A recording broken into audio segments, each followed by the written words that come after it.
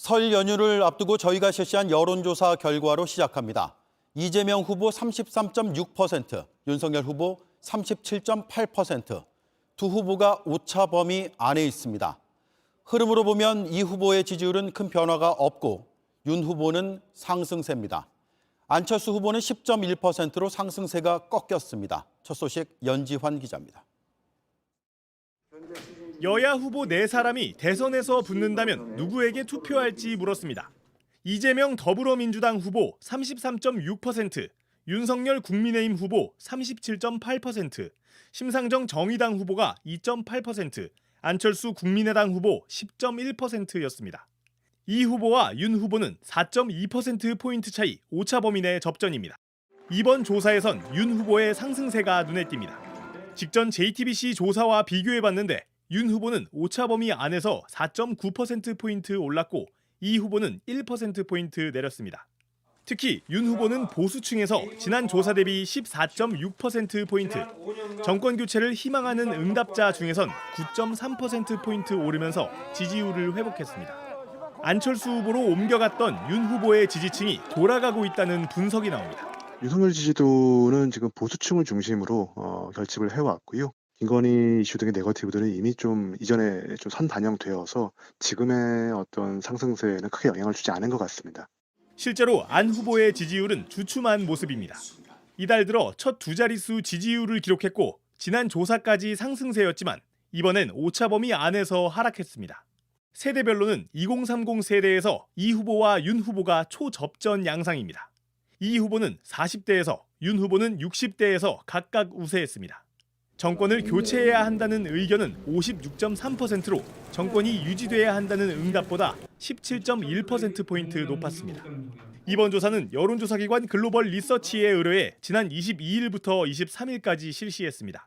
전국 성인 남녀 1,012명을 대상으로 전화 면접 조사를 했고 표본 오차는 95% 신뢰 수준의 플러스 마이너스 3.1%포인트입니다. JTBC 연지환입니다. 야권 단일화에 대한 의견도 물었습니다. 성사된다면 윤석열, 안철수 둘 중 어느 후보가 나서든 이재명 후보와 오차 범위 안의 접전입니다. 이어서 고석승 기자입니다. 후보 단일화는 대선 막판 최대 변수로 꼽힙니다. 야권 단일화를 가정하고 이재명, 윤석열, 심상정 후보가 3자 대결을 하게 된다면 누구를 지지하는지 물었습니다. 이재명 후보를 지지한다는 응답이 36.8%, 윤석열 후보는 40.7%였습니다. 윤석열 후보가 오차 범위 내에서 앞섰습니다. 윤석열 후보가 빠지고 안철수 후보가 단일 후보로 나선다면 이재명 35.7%, 안철수 29.7%로 이 후보가 오차 범위 내 6%포인트 앞서는 결과가 나왔습니다. 윤석열 후보일 때는 대체로 안철수 후보로 가했던 지지율이 좀 이전되면서 오차범위 내지는 우세한 양상을 보여주지만 안철수 후보로 만일에 가상 대결을 해보면 윤석열 후보의 지지자는 가운데 보수층을 중심으로 이탈이 돼버린다는 거죠. 윤석열 후보와 안철수 후보가 단일화를 한다면 두 사람 중 누가 더 후보로 적합한지도 물었습니다. 윤석열 후보 36.6%, 안철수 후보 42.1%로 접전 양상을 보였습니다. 하지만 정권 교체가 필요하다고 답한 응답자만 놓고 보면 윤석열 60.5%, 안철수 30.4%로 윤 후보가 단일 후보로 더 많은 지지를 받았습니다. 전체 응답자와 정권 교체를 원하는 응답자 사이 지지율의 차이를 보이면서 실제로 단일화가 추진된다고 해도 여론조사 문항과 방식을 놓고 합의가 쉽지 않을 거란 전망도 나옵니다. JTBC 고석승입니다. 네, 곧바로 안지연의 여기 시작합니다. 안 기자, 오늘은 박스권 돌파를 위해선이라는 제목을 달아봤군요. 네, 이를 파악하기 위해서 먼저 지지율 추이 한번 살펴보면요. 네, 윤석열 후보 저희 JTBC 조사에서 2주째 상승세 이어가서 이재명 후보와 교차를 이뤄냈지만요. 양강 후보 보시면 여전히 오차 범위 내 접전 양상입니다. 예. 안철수 후보는 처음으로 상승세 주춤하면서요. 10.1%에 그쳤습니다. 양강 후보 모두 일정 부분 이상의 지지율을 돌파하지 못하고 있는 상황인 건데요. 이 같은 상황에 대해서 박스권에 갇혔다 이렇게 표현하죠. 어디에서 제동이 걸린 건지 지금부터 따져보겠습니다. 네. 먼저 이재명 후보 이 전체 지지율을 따져보면 지난주와 큰 차이는 없는 상태인데요. 그런데 제동이 걸린 건 바로 호남입니다. 이 호남에서 이재명 후보 지지율 한번 살펴보면요. 54.2%로 절반을 조금 넘은 수준입니다. 윤석열 후보의 지지율 20%에 육박했죠. 이 지난주와 비교해 봐도 보시는 것처럼 11.4%포인트 전주 대비 이재명 후보의 호남 지지율이 빠진 건데요. 비록 오차범위 내긴 하지만 가장 큰 차이로 지지율이 떨어진 겁니다. 예. 호남은 전통적으로 민주당 지지세가 강한 곳인데 여전히 이낙연 전 대표 지지층이 온전히 이재명 후보로 넘어오지 못한 상황인데다가 이 최근 광주 아파트 붕괴 사고 관련해 이 정부가 제대로 대처하지 못했다. 이런 민심이 여기에 반영된 걸로 보입니다. 그런데 중요한 건 이렇게 호남의 민심이 하락한 게 진보층에도 영향을 미친다는 점인데요. 진보층에서 이재명 후보에 대한 지지율 57.5%로 여전히 역시 50%대에 그치고 있는 상황입니다. 지난 조사보다도 오차범위 내에서 하락한 건데 때문에 이 후보로선 일단 호남을 중심으로 한 지지층 결집이 무엇보다 필요한 상황입니다. 네. 윤석열 후보는 2주 연속 상승세인데 계속 청신호입니까? 적신호는 없나요? 적신호도 있습니다. 현재 윤석열 후보의 지지층은 이 보수층과 이 정권 교체를 원하는 희망층 중심으로 지지율이 상승한 건데요. 윤 후보의 적신호는 바로 중도층입니다. 중도층의 현재 지지율 보시면요. 이재명 34.9, 윤석열 30.6, 그리고 안철수 후보 14.3% 순입니다. 가장 지지율이 높은 이 후보의 경우 지난 조사 대비 오차범위 내긴 하지만 상승한 반면 윤 후보는 떨어졌습니다. 20대 남성, 그러니까 이대남 중심 전략으로 지지율은 회복했지만 중도 확장엔 여전히 어려움을 겪고 있는 겁니다. 게다가 정권 교체 여론은 과반으로 높은 수준을 유지하고 있지만 앞서 보신 이 중도층뿐만 아니라 이들 계층에서도 안철수 후보의 지지율 여전히 10%대 중반의 지지율 기록하고 있습니다. 그러니까 안 후보에게 가 있는 이들 계층을 더 많이 끌어와야 윤석열 후보가 이재명 후보를 오차범위 밖으로 따돌리는 지지율 확장이 가능할 걸로 보입니다. 네.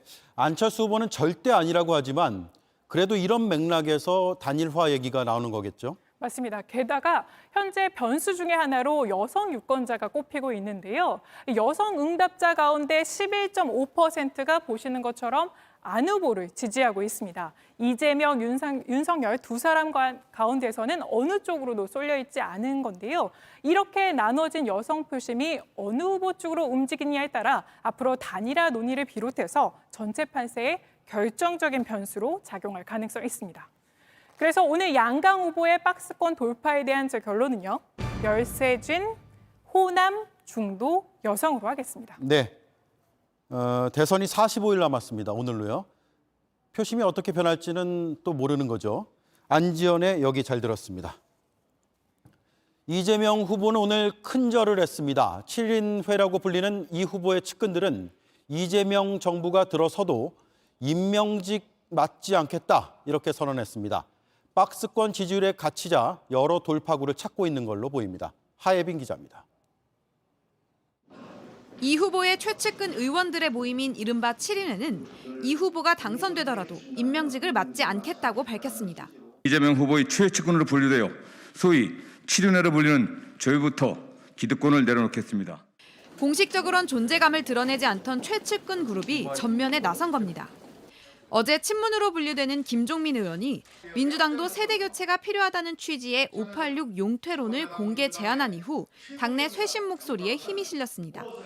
정권 교체 여론에 응답하기 위해 당부터 달라져야 한다는 겁니다. 선대위 소속 한 의원은 이대로 가면 진다는 절박한 반성의 목소리라고 전했습니다.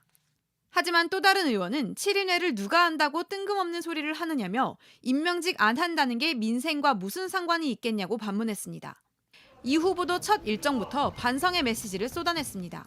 세배를 겸해서 사과의 뜻을 겸해서 앞으로 지금까지 완전히 다른 새로운 정치로 보답드리겠다. 성남 상대원 시장 유세엔 이낙연 전 대표도 등장했습니다. 두 사람은 합동 연설을 통해 원팀을 강조했습니다.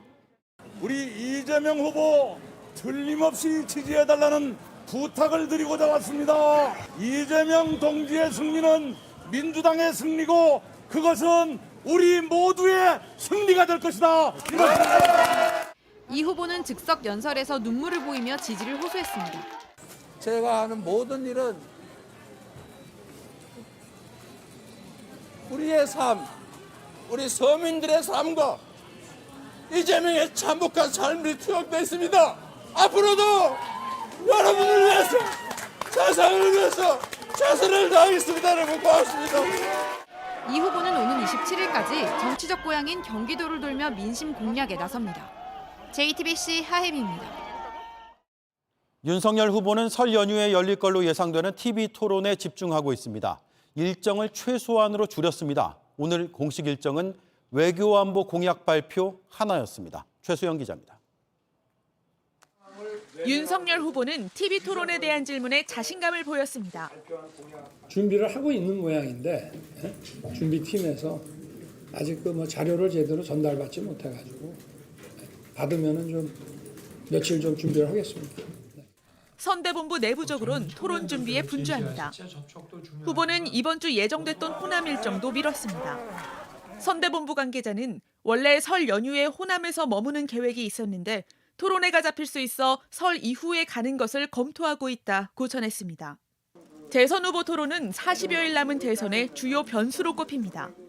또 다른 선대본부 관계자는 JTBC에 이재명 대장동 게이트를 비롯해 부동산과 일자리 문제 해법을 고민하고 있다며 일정을 줄이고 최대한 각 분야를 공부하는 데 시간을 쓸 방침이라고 전했습니다. 다만 안철수 후보가 양자 토론에 반발하며 법원에 낸 방송금지 가처분 신청 결과에 따라 토론이 취소될 수 있습니다. 결과는 26일 나올 예정입니다. 오늘 윤석열 후보는 외교안보 비전 발표만 공식 일정으로 잡았습니다. 윤 후보는 한미동맹과 북한의 완전한 비핵화를 강조했습니다. 북한이 완전하고 검증 가능한 비핵화에 적극적으로 나서면 남북한 평화협정을 준비하고 현 정권의 대북 정책도 비판했습니다. 국내 정치에 외교를 이용하고 국내 정치에 남북한 통일 문제를 이용하는 쇼입니다. 저는 쇼는 안 합니다. 윤 후보는 이번 주에 경제, 사법개혁 공약도 발표할 예정입니다. JTBC 최수연입니다.